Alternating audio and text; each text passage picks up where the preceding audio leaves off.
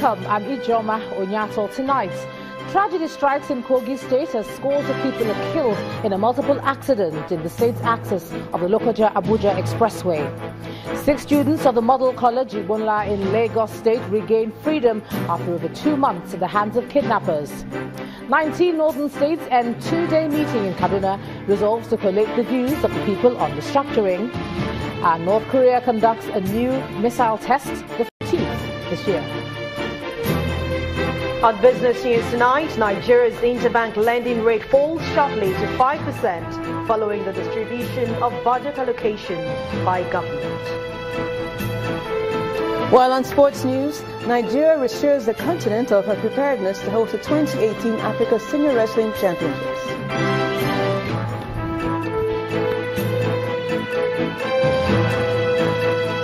And from Abuja, court restrains ABGA National Chairman Martin Agbaso from conducting Congress or primary elections in the name of ABGA ahead of the Anambra State governorship election in November. Agbaso insists he remains party's chairman.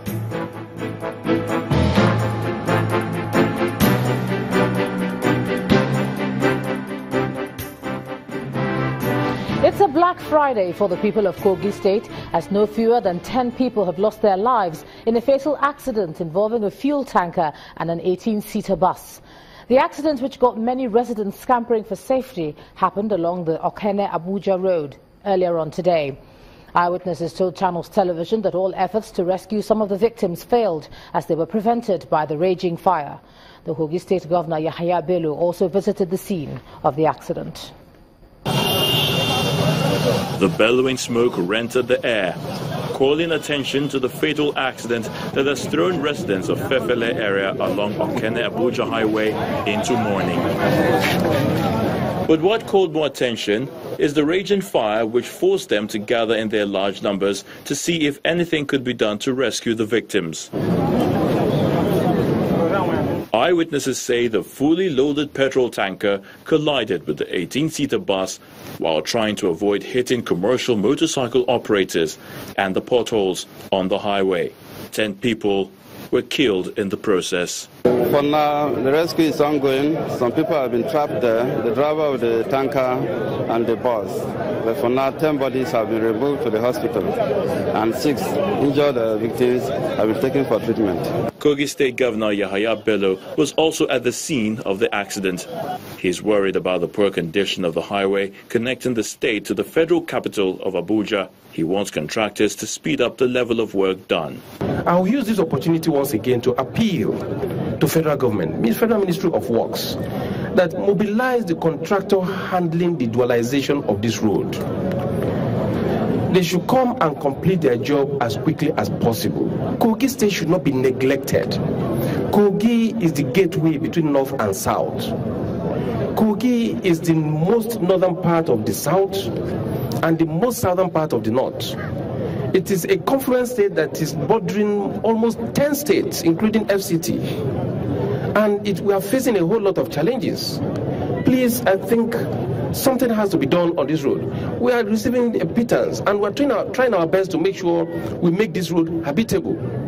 But then eyewitnesses are more concerned about the way tricycle operators ply the highway, and they want the state government to ban them. They are the major cause on this highway. It has happened again and again. You cannot, because you are paying tax to Kogi State government, and say you can drag the highway with trailers. It's not possible. So it cannot be as...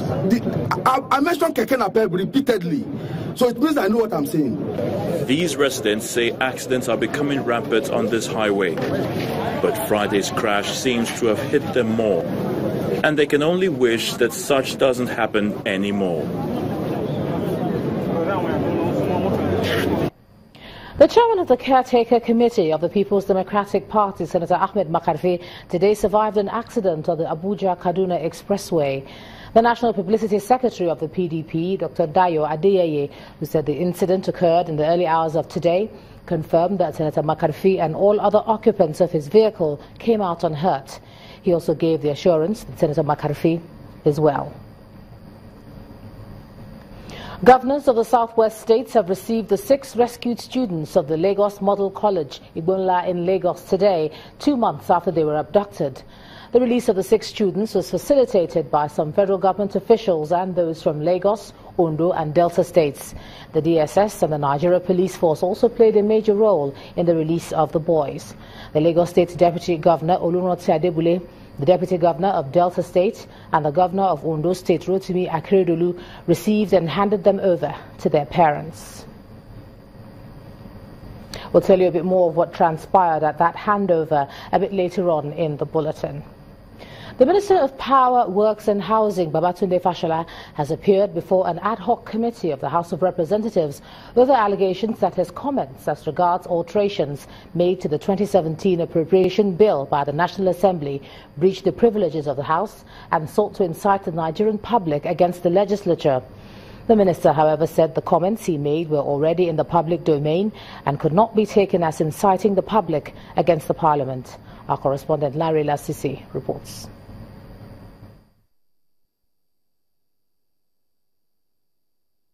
This is a meeting that has been highly anticipated.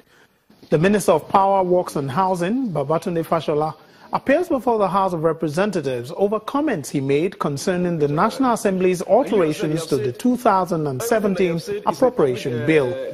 Comments lawmakers have described as both breaching their privileges and inciting the public against Parliament. The minister puts forward his position on the matter. With respect, sir, I take the view that saying that, which is already a matter of public record, is with respect not an incitement of the public against Parliament. My purpose was not to incite the public against Parliament, and that is not my way. The lawmakers have also been concerned with the minister's remark that the spokesman of the House had displayed a stark and worrisome gap in his understanding of the workings of the budget process. Allegation that I said that legislators have stark and worrisome knowledge of the budget process, I did not say so of legislators as a whole. I did not.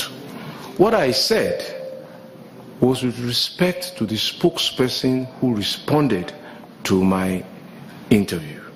The lawmakers then put some questions to the minister. Honorable Minister, sir, do you realize that the spokesperson you are referring to is the chairman of the House Committee on Media? That is the official spokesperson of the House of Representatives. Legislative Houses and Privileges Act. Once you see something scandalous of the chairman of a committee, who is the chairman of the media committee, or even of a member of the House, in pursuant to his work, you have committed an infraction against this act. It's for you now to rebut, either to say that the press lied against you, or to say that you are quoted out of context and apologize, or to say the press lied, or to tell us that we do not have the power to alter with the budget, knowing the fact that we know what critical infrastructure means. We know the fact that we've been elected by people and we are the employers of the president, while the president employs you. To which he finally responds. I appreciate, and I think I have responded to your suggestion. I have said that it was not my intention to disparage this House as a parliament. I've said that very much, and that if any offense was taken, it wasn't intended, and I apologize for that. The chairman concludes that the issue is now resolved. And the Honorable Minister, as a senior citizen, has said if anybody will offended by anything he says, he withdraw his statement and he apologized for making. I think that is very good coming from the minister. And I can assure the Honorable Minister that the National Assembly will give him every assistance needed for him to succeed in his current job. And during the hearing, the minister also had the opportunity to brief the lawmakers on development of some of the ministry's projects, such as the Lagos-Ibadan Expressway, the second Niger Bridge, and other critical economic routes in the country. Lanre Lassese, Channels Television News. Government workers in Cmtee State are to get the sum of 2.9 billion naira, while their counterparts at the local government level will take 1.8 billion as their share of the 4.7 billion naira Paris Club refund. This was the decision reached at a meeting called by Governor Ayodele Fayose with workers in the state.